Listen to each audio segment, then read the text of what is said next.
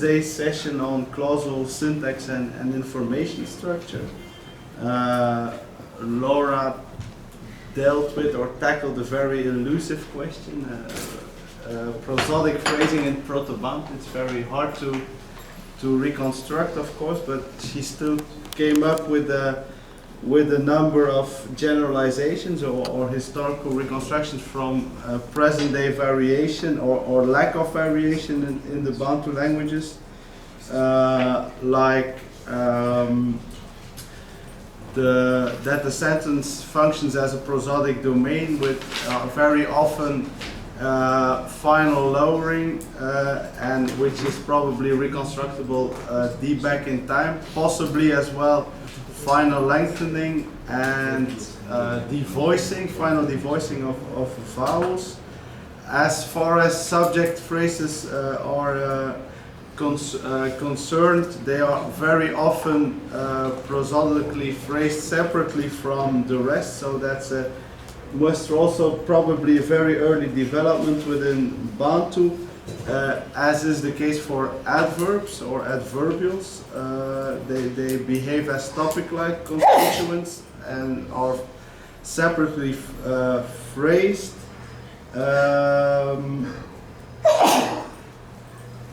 While I can't read my own writing here, the chunking of two objects into two distinct phrases is a later development.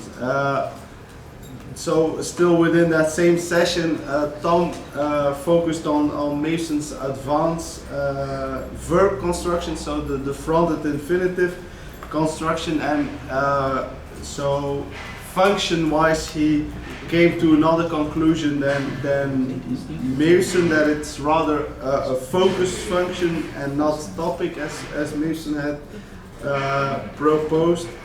And in the last session of the information structure session, but it was already a good or like a logical bridge to the next session on the noun phrase, certainly to Professor Kamba Muzenga's talk, was from Dimitri Idiatov on question words, but where he showed that they often undergo formally similar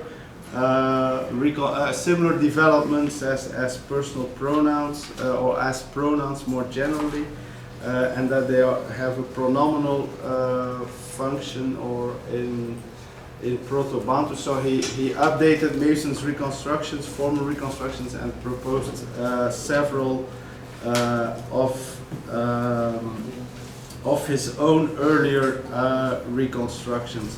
And then in the afternoon or before the last session of today, before the closure, was on the noun phrase with or nominal morphosyntax, with Professor Ruby Malira's talk on noun phrase structures in Bantu. He mainly, but not only, focused on Eastern Bantu and tried to make some generalizations or updates with regard to Mason's reconstructions. Jean-Paul Ngoboka relied or revised or further updated earlier work by Mason, but also by Claire Grégoire on locative, the locative prefixes and locative suffixes in Bantu, with a comparative overview. And then in the last talk, Jean-Georges Kamba Muzenga presented actually the main conclusions of his own reconstruction work, his book on pronouns, or substitutive as he calls them, and possessives in Bantu, his book from 2003, in which he presented the several reconstructions he made for pronouns or personal pronouns and possessive pronouns in Proto-Bantu, and later developments in later stages of Bantu. So are there any general observations or points or issues that hadn't been raised in earlier days. Yeah, Derek? Oh, no? I thought you were raising... Ah, okay. That people still would like to see discussed or... I just wanted to comment on something you said because, as I said earlier, I'm not sure what I think. I hadn't thought about the things, the reconstruction side of what Laura talked about, but I'm very struck by the fact that Laura actually mentioned a few languages that don't make a distinction between what precedes the verb and what follows the verb, that just across the board. And among these that she didn't have was Lusoga, which is essentially mutually intelligible with Luganda, and it's really very striking that that everything takes place across everything, just like the ones you were citing. Whereas Luganda is so strict in the way you said, so I take that to mean it's fairly recent. Of course, I can't show that it's possible Lusoga had it and lost it, I suppose. So you mean the Luganda situation? Yeah, I mean it has to be a number of the things that we looked at here. You can kind of tell what the what's the word I'm looking for. The order of the development of things were there, but because I certainly agree with what you said that until I worked on Lusoga, I expected, I would have probably even said it's generally the case, or this is the unmarked case, that there's this asymmetry between the phrasing of things that precede the verb versus the phrasing of things that follow the verb with the verb. And it looks like we should probably look at these with respect to the processes in question. Because sometimes it's, whether it's a kind of thing, is it something going left or right? I think your example you showed from Lundu, was it? Where a high tone from the subject could go on to the verb. In Lusoga, it's the old high tone from the verb that can go on to the subject, or a left dislocation, or anything. It just really doesn't care. And similarly for some of the other phenomena, the high tone anticipations that happen long distance. So it's kind of interesting because Lusoga and Luganda have so much in common in their tone, in their phrasal rules. So I don't know, I want to think about it some more, but I don't know really what it means. So you mean that it could not be the case that Lusoga lost? No, I just said it could have been. Yeah, I mean, I don't know how I would show that. For example, another thing that's different between them, in Luganda, the verb and the element that follows it forms a very tight bond, almost like a compound. They say verb and the noun of the object, but not with the adjective. So this is a very tight thing that Francis Katamba and I called the tone group.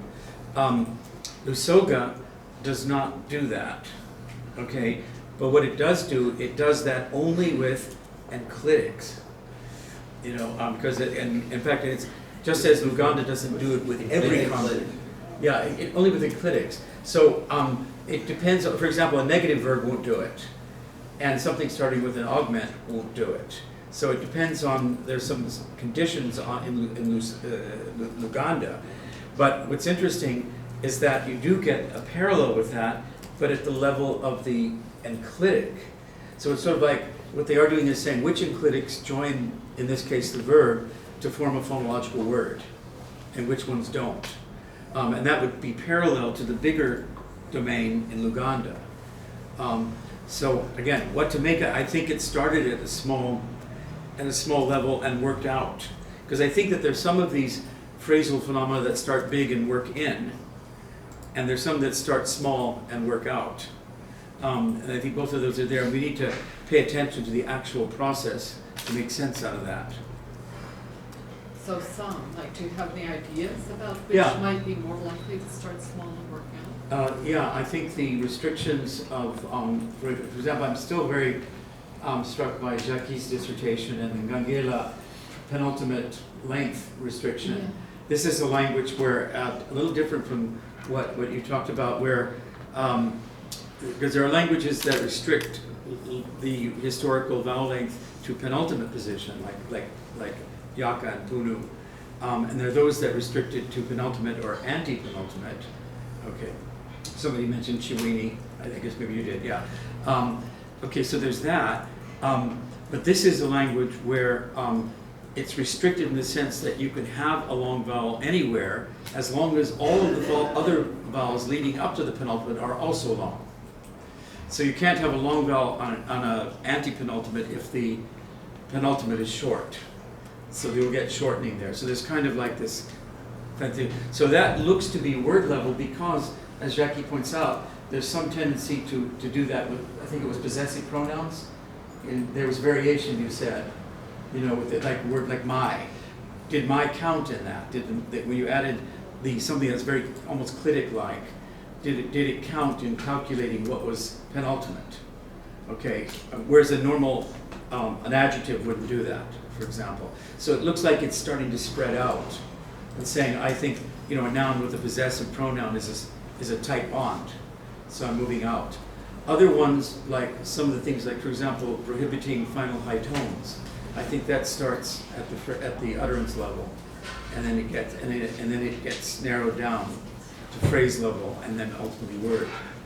So I think the phenomena go in both directions, depending on what it is. Penultimate lengthening, I actually think, could start big and go down small, because there's so many. There are languages where you get penultimate lengthening only at the utterance level. There has to be utterance penultimate, and only declarative intonation. Not questions, not imperatives, not exclamatives like "what a mess," not vocatives, things. So it could be very much dependent on what we normally think of as intonational.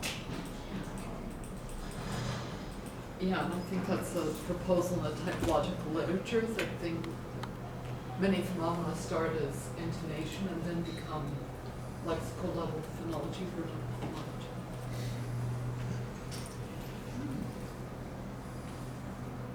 Yeah, well, I guess also, yeah, the people involved have gone, but I'm still curious about the separate phrasing of topics and whether how many people assume or believe, I don't know what the right word is, there was a topic comment sort of structure in Proto-Bantu as opposed to a subject predicate sort of structure, because I thought that in this case the phrasing and the proposed structure should go together, or could give clues about reinforcing. Well, I don't know, but I don't think it's unlikely.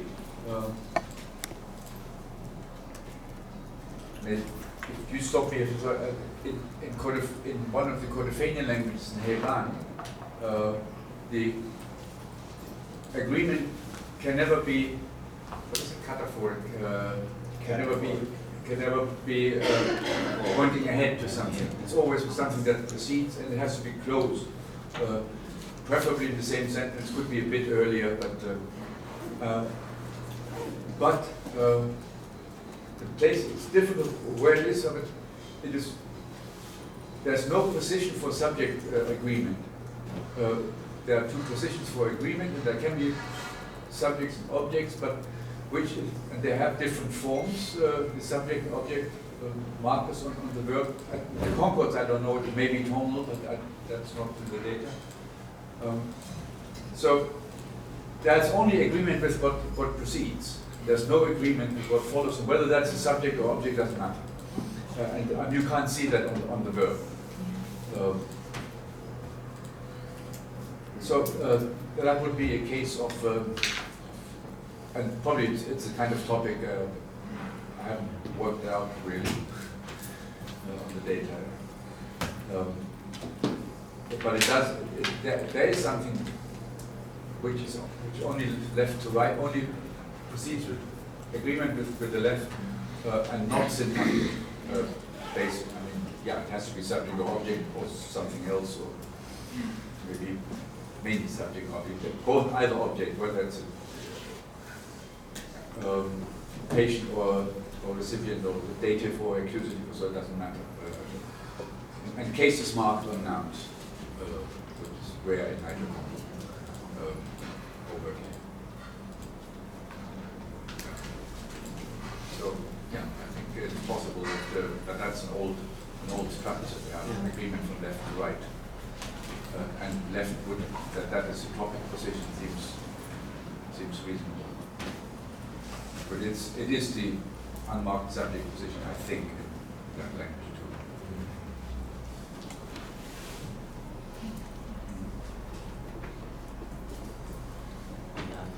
Actually, there's something else. There could be in addition to having all the converts for all the classes, there's a third person marker on the verb, bound marker. In Hebrew, which is class. It's neutral as to class. And so if you don't have, if the particular verb from asked for a marker there, and that can be used for the subject, and if there's no noun in the near neighborhood on the left preceding it, then you take that one. Jeff, you want? Oh, I was just gonna sort of, I share, I mean, I don't know Avon, sorry, but just when you look at all the Bantu facts, I share, Thilo's impression. I mean, I don't know exactly, I don't want this to turn into a terminological debate, but what you mean by subject and topic and these things, but certainly, there was this other talk maybe by Maud where Mayusin had these terms, was it anlo and some offlo, but he himself seems to have been hinting at that same kind of idea, right? Do I'm interpreting that right? That could be, rather than subject predicate, he wanted it to be unload, outflow, which is probably closer to topic comment, conceptually maybe, I don't know. Certainly I have the feeling that if you uncritically bring in how subject is understood in most non-African families, you will run into more trouble than if you start from this kind of before the verb, after the verb idea. So I think a lot of Yuko's work sort of shows some of that. Yeah, I know we could have gone. They went, but Till the next meeting. Bye, Roger. see you, Roger. Other thoughts, urgent observations, Lenja? Yeah, I just have kind of a biographical question, remarks from an outsider. As far as I understand, there is no such thing as selected writings or opera minora, kleine Schrift, whatever, by Mason collected and published in the form of a book. And as a person who is used to practices and attitudes of Indo-European and Indo-logical linguistics, I'm of course used to have access to such things as collected all material, all papers collected conveniently in one volume with indices of forms, languages, and so on. Did anyone consider the option to take up such a job for Mason, for instance? And I think that would greatly facilitate access to materials scattered all over small papers and journals and so on. But online maybe. So you have it. Well, it's not. I don't think it's really a tradition within our field, but I don't know if I don't have any plans in that. Maybe Gilles Maurice. No. But you attended Gilles Maurice talk? Did you attend No, talk by Gilles Maurice? No, I'm just wondering if someone. Did you hear what Gilles Maurice, were you here? Yeah, but So I think this will be the equivalent of it. okay, but also in form of Probably not. I think paper form, of course, as well. No, I don't feel a big enthusiasm. It'd be nice to have, but yeah. is it worth the work? Yeah.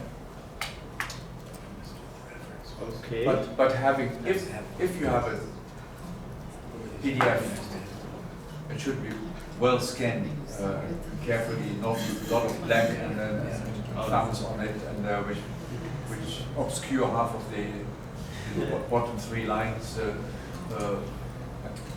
Some of the PDFs that you find on the internet from Google Scholars are really it requires, of course, some additional work, like preparing indices, maybe some short comments if necessary, at least minimal information, which in the case of outdated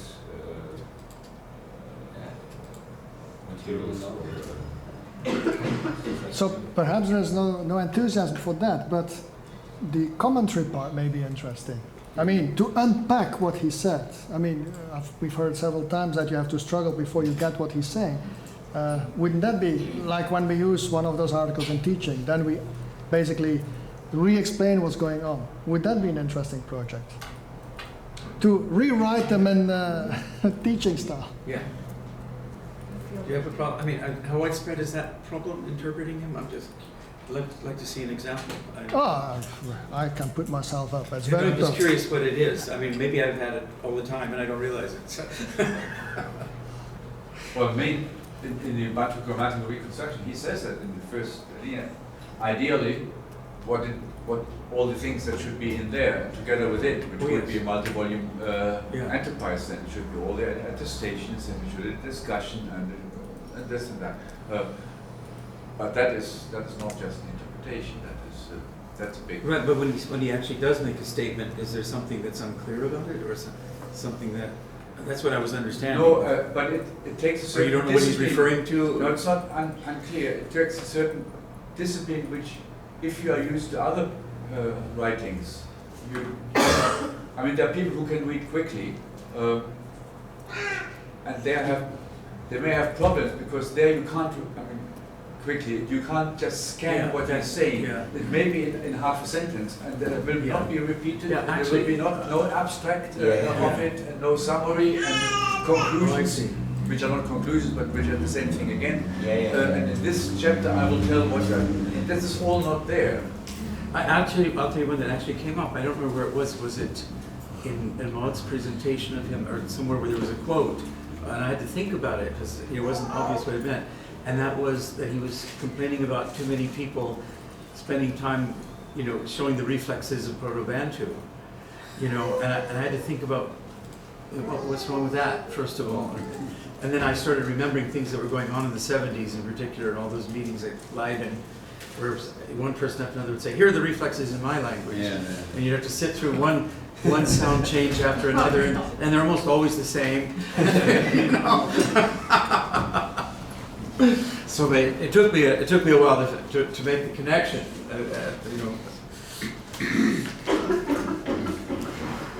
Okay. I think we can conclude now, Derek. Should we thank Tilo?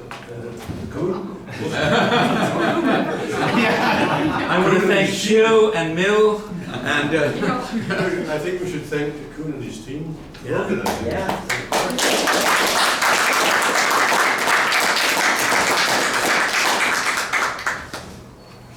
It was I would a like to say pleasure. I'm very much impressed by all this work that has been done by so many people. And they hadn't been doing historical linguistics for the last 10 years or so, but they're doing typological variation and things, and they bring this now, and that thanks to your initiative, they bring this here and put it as an input there, and the quality of this has gone up so much, and I realize that it takes a decade before you really have a view. When you start out as a young scholar, and then you have if you do typology, you have to take 3 languages that have this feature. You look at this and you think you are very, very rich that you can organize these 3 languages, or maybe a 4th one there. And then it takes 10 years before you have this you realize the wealth. you have this view of a whole thing. And I can go home very, very much relieved. Go on. I want to second that as the other older person here. Okay, let's close on this very positive note from Thilo.